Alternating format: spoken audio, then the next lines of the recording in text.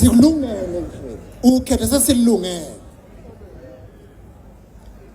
and siuvale kahle unyaka odlule wakunokuphikisana ukuthi eMfolozi yiliphi iqembu eliyobuya noBhedu hayi indlovu zathi sibadala kulento indondo inkomishi kwaZulu Natali yokuthi ubani umnqobi ku by election ngomhla ka17 December kwaba iqembu lenkatha inkululeko elanqoba eMfolozi indondo savala unyaka iseIP office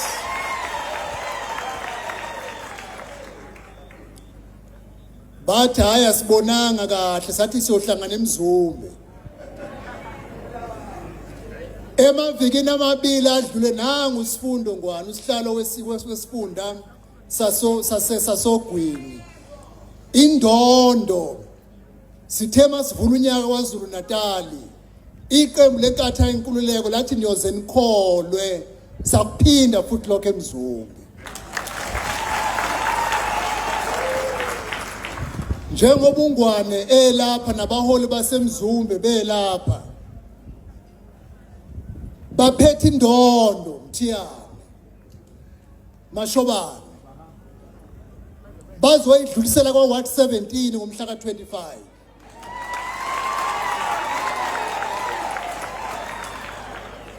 ngakho ke njengoba sihlangene namhlanje la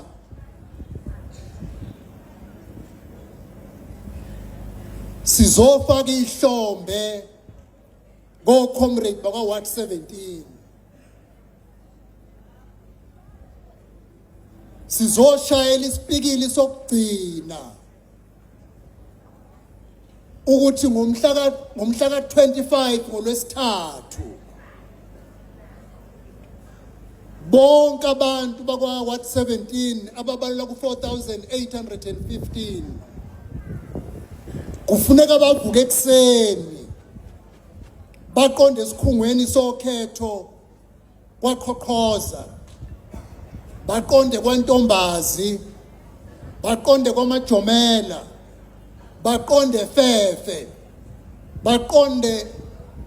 eMagenqeza bethi mabefika nje esikhungweni sokhetho bathi zaka zaka eduze nendlovu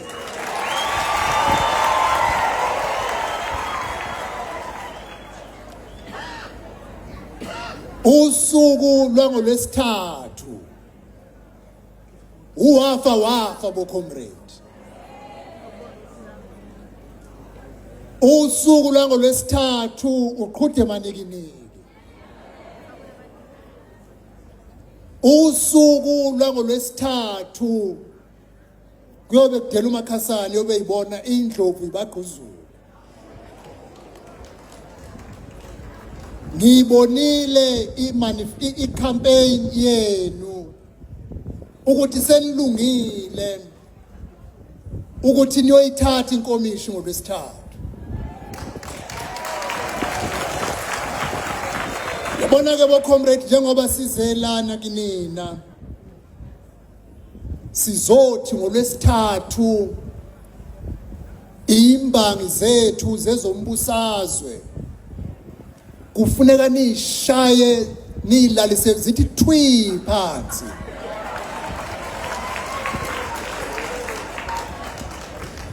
sesiqalile thina siyabala sithi sisuke eMfolozi sashona eMzumbe sisuke eMzumbe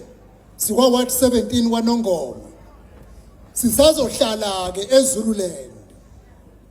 kuyoze kuphela inyanga kaMarch sihleli la eZululand and umbhalo esifuna ukubhalela wonke umuntu waseningizimu neAfrika ukuthi asisho ngomlomo ukuthi silungele ukhetho kodwa sivunwa ngabantu abathi bakhetha iqembu lenkatha inkululeko